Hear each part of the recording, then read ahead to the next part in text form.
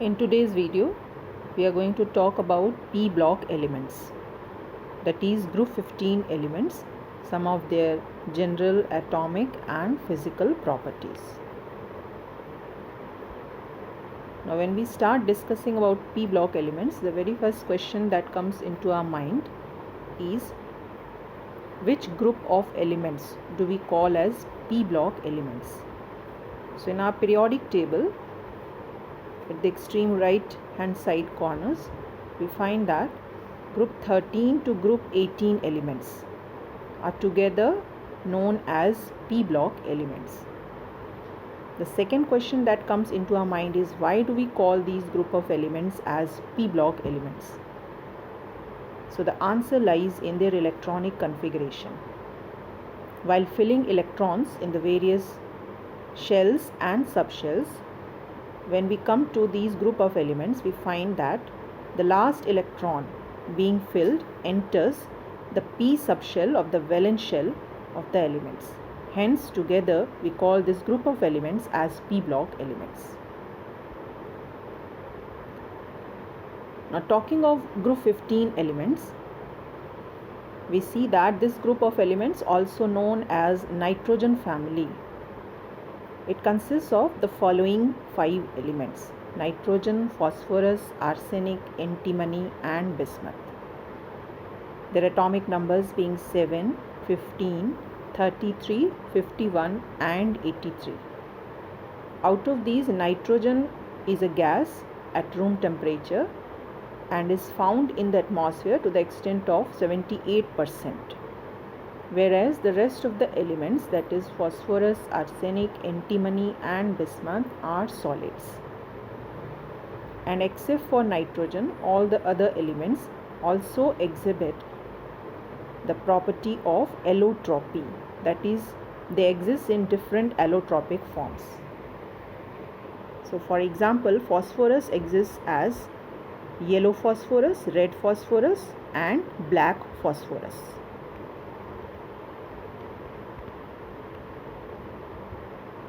Now the next property that we are supposed to discuss about is their electronic configuration.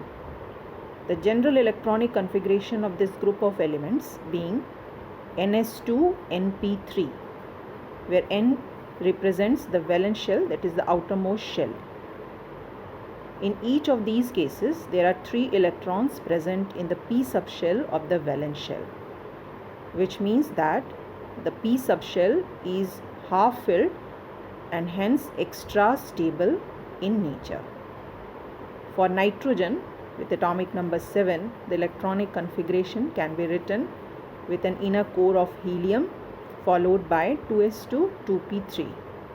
For phosphorus atomic number 15, the electronic configuration can be written with an inner core of neon followed by 3s2 3p3. For arsenic, it can be written as argon followed by 3d10 4s2 4p3. For antimony, it can be written as krypton 4d10 5s2 5p3. And for bismuth atomic number 83, it can be written as xenon 4f14 5d10 6s2 6p3. So in all of these cases, the valence shell S subshell contains 2 electrons and the valence shell P subshell contains 3 electrons. Now the next property that we need to discuss about is their atomic radii. If we see the covalent radius of these elements, then for nitrogen it is 70 picometer, for phosphorus it is 110, for arsenic it is 121, for antimony it is 141 and for bismuth it is 148 picometers. So there is an increase in the atomic radii when we are moving from nitrogen to bismuth down the group. But if we carefully observe the values, then we find that the increase from phosphorus to arsenic is very small. Likewise, the increase from antimony to bismuth is also very small in magnitude. So the question arises, why there is only a small increase in size from phosphorus to arsenic or from antimony to bismuth? So the reason is that if we see the electronic configuration of arsenic and compare it with that of nitrogen or phosphorus, then we find that in the case of arsenic, 10 electrons are filled in the inner d subshell, d orbitals.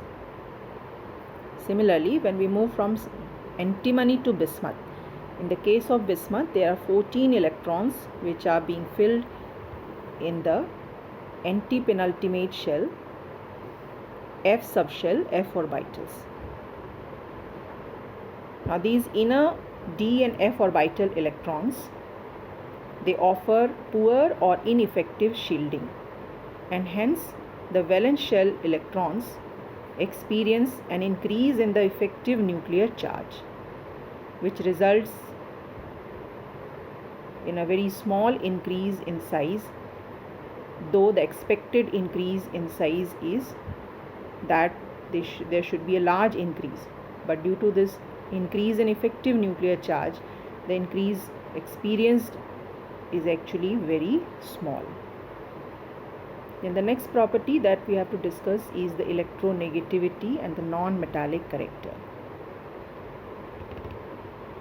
Out of the three most electronegative elements in the periodic table, that is fluorine, oxygen and nitrogen, nitrogen has an electronegativity of 3.0, and it is the third most electronegative element in the periodic table. But as we move down the group, in group 15, we find that the electronegativity value goes on decreasing, and in fact for antimony and bismuth, the values are the same. Now this decrease in electronegativity down the group is due to increase in size as well as due to decrease in the effective nuclear charge. And since non-metallic character is related to electronegativity, so as electronegativity is decreasing down the group, so the non-metallic character also decreases from nitrogen to bismuth. The next property that we need to discuss is the ionization enthalpy. Now what is ionization enthalpy? From your previous knowledge, you might recall that ionization enthalpy is the energy that is required to remove an electron from the valence shell of a neutral isolated gaseous atom of an element. So the value of ionization enthalpy decreases down the group 15 elements as we move from nitrogen towards bismuth. Now this is because the size increases and the effective nuclear charge decreases, which results in less and less amount of energy being required to take out an electron from the valence shell. Now if we compare the first ionization enthalpy value of group 15 elements with that of group 14 elements of their respective periods, then we find that the first ionization enthalpy value of group 15 elements is much higher than those of the corresponding elements of group 14, and the question arises why. So it is because the group 15 elements are smaller in size as compared to group 14, and secondly it is also because they have a half filled extra stable electronic configuration having np3 electrons in their valence shell.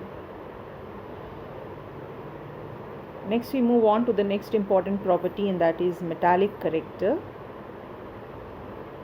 So since the electronegativity goes on decreasing down the group, so non-metallic character decreases, but the inverse of it, that is the metallic character, goes on increasing down the group.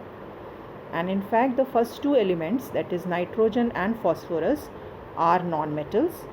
When we move to arsenic and antimony, they are metalloids, that is exhibit properties of both metals as well as non-metals, and bismuth shows no non-metallic character, rather it is a pure metal. So again it is because electronegativity decreases but the electropositivity of the elements increases down the group, which is attributed to the increase in size and decrease in effective nuclear charge. Another important property that we have to discuss is oxidation state of group 15 elements.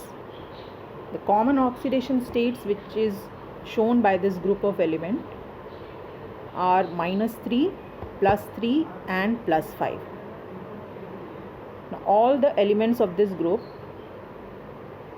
exhibit an oxidation state of -3, but the tendency of showing -3 oxidation state goes on decreasing as we move down the group.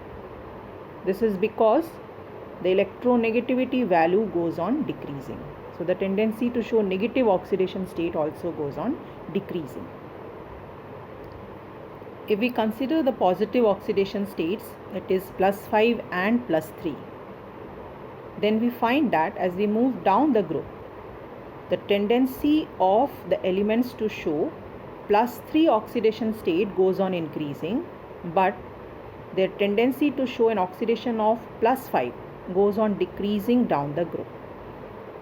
That is, the higher oxidation state becomes less and less stable, whereas the lower oxidation state becomes more stable as we move down the group from nitrogen to bismuth.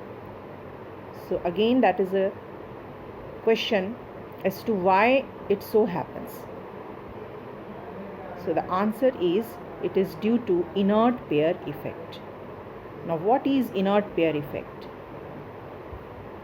The reluctance of the valence shell S subshell electrons to participate in bond formation is known as inert pair effect. That means the valence shell S subshell electrons, that is the NS2 electrons, they are reluctant to participate in bond formation. They are inert in nature. And this tendency, this reluctance, this inertness of these NS2 electrons to participate in bond formation increases as we move down the group. And this property is known as inert pair effect. And this is the reason why the tendency to show +3 becomes more, whereas the tendency to show +5 decreases when we are moving from nitrogen towards bismuth. And in fact, bismuth, the only compound that it forms in the +5 state is with the most electronegative element, that is fluorine, and that is bismuth pentafluoride. In all other compounds where it is showing +5 oxidation state, it is highly unstable and has a tendency to immediately change into the +3 state. That is, it will act as an oxidizing agent when present in the +5 oxidation state. Now, nitrogen can also show other oxidation states of +1, +2 and +4, and it does so when it forms compounds with oxygen, that is in its oxides. For example, the +1 oxidation state of nitrogen is shown in nitrous oxide, +2 is shown in nitric oxide, and +4 oxidation state of nitrogen is shown in nitrogen dioxide. Likewise, phosphorus can also show positive oxidation state of +1 and +4 in its oxo acids.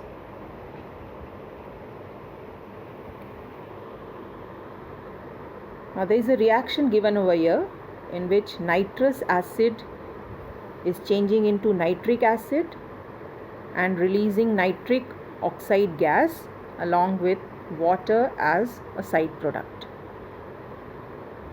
The question being asked here is, what is the oxidation state of nitrogen in each of these compounds? That is, compound of nitrogen present as reactant as well as the products. So if we find out the oxidation state of nitrogen in nitrous acid, it will come out to be +3. In nitric acid, it will come out to be +5, and in nitric oxide, it will come out to be +2. If we observe this reaction carefully, then we see that the same compound, nitrous oxide, is changing into two different products simultaneously, in which in one of the cases it is undergoing an increase in oxidation number, that is oxidation, and in the other case it is going in a decrease in oxidation number, that is reduction.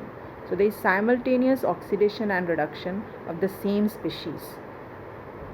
Such type of reactions are known as disproportionation reaction. So what is a disproportionation reaction? A reaction in which a single chemical species undergoes simultaneous oxidation and reduction. That is, simultaneous increase as well as decrease in its oxidation number. A second reaction is given below, and you have to find out whether it is also an example of a disproportionation reaction. So in order to find out whether it is a disproportionation reaction or not, we need to find out the oxidation state of the element phosphorus in all the three compounds. So in H3PO3, if you find out its oxidation number, you'll see that its oxidation state comes out to be +3. Whereas in H3PO4, if you find out its oxidation state will come out to be +5, and in phosphine PH3, it will come out to be -3. So again, the same reactant is undergoing simultaneous oxidation as well as reduction. Hence, this reaction is also a disproportionation reaction.